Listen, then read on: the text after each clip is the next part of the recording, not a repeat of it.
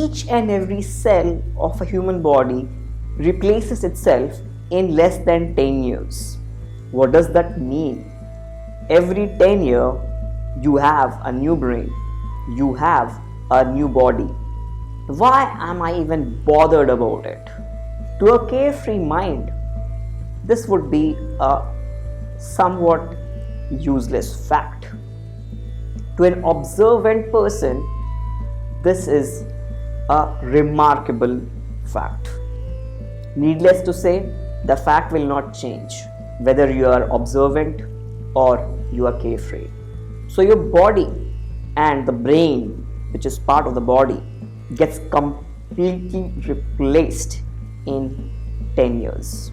So what exactly is the thing which has not been replaced? Who are you? Certainly not the body or the brain that has been replaced. So what exactly is which has not been replaced? Is there something which is constant? There are things which cannot be merely explained by scientific thought process and scientific logic. I'm reminded of a book, God's Debris. It's a thought-provoking book.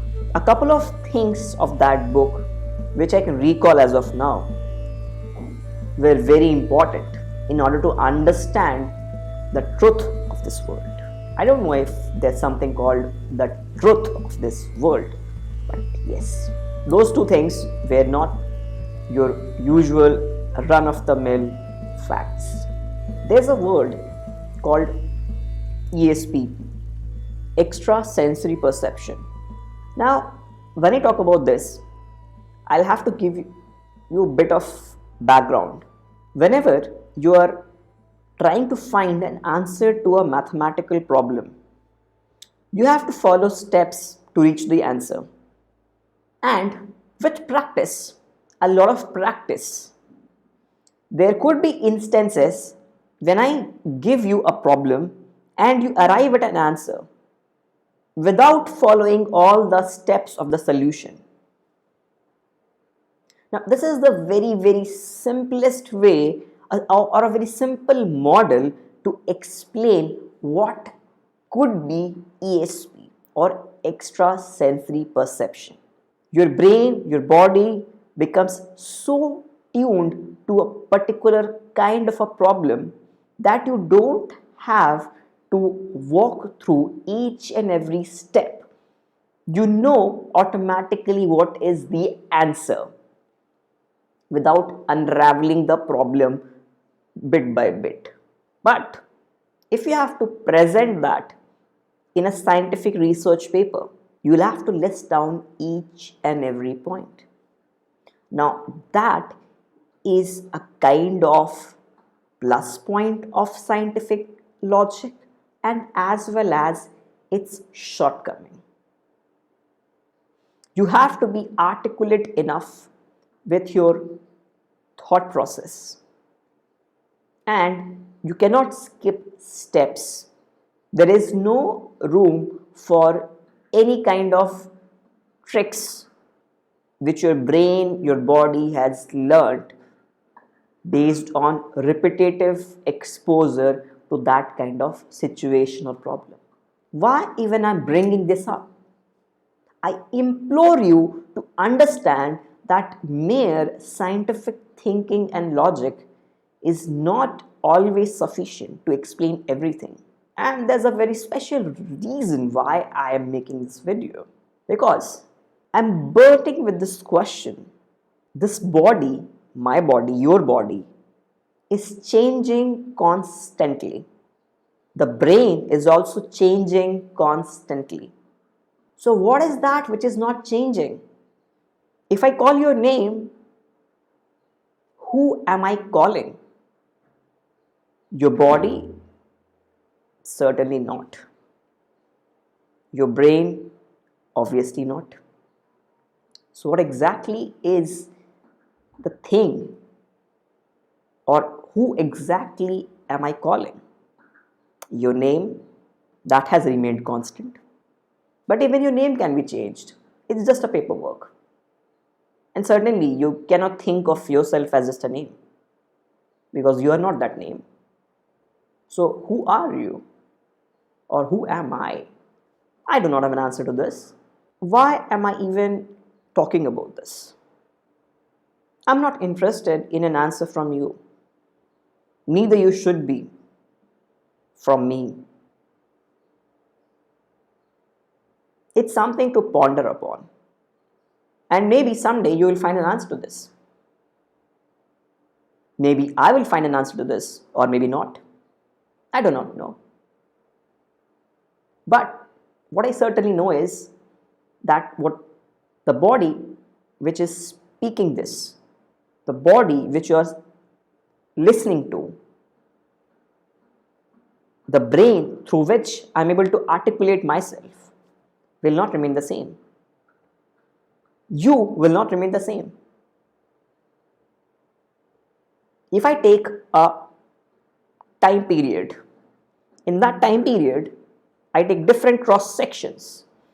At each cross section, if I just locate two people at a different cross section, they will not be the same because their body, their brain has been changed.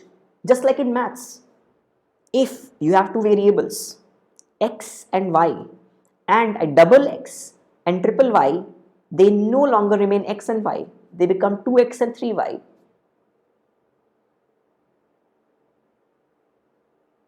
So, you cannot say that you have any kind of repetitive interaction with anyone, because if I am interacting with you at a different cross section of time, you would have changed, I would have changed. So every day you are talking to a stranger and you have become stranger. Maybe you are just a drop and people like you form a river, and all of us form an ocean of people, each drop indistinguishable from the other, certainly from a distance. If you observe minutely, each drop is different and it keeps on changing. I implore you to ask this question daily. If my body, my brain is changing every day, what is not changing? And who is this me, you, I? Certainly not the body and the brain. One more thing. If you have any kind of appliance in your house, refrigerator, television, microwave, washing machine, laptop, mobile, without a power source, they are just stone. But with power source, they come alive. Not in the human sense of the word alive, but they start functioning. But do they grow? Do they start growing limbs? Certainly not. Your refrigerator won't become double of its size in 10 years. But your body certainly changes. You may say that refrigerator is man-made and human beings are not. But is it true? Human beings don't drop from sky. Even they are man-made, a product of reproduction. Not in the sense of artificial, natural, but certainly man-made. And yes, man and woman made. Which brings me to this question, that what is that which we make in a human being? Because if human beings make human being, what is that which we make? Certainly, the body and the brain which we make keeps on changing. So who makes that body and brain after we have made them initially?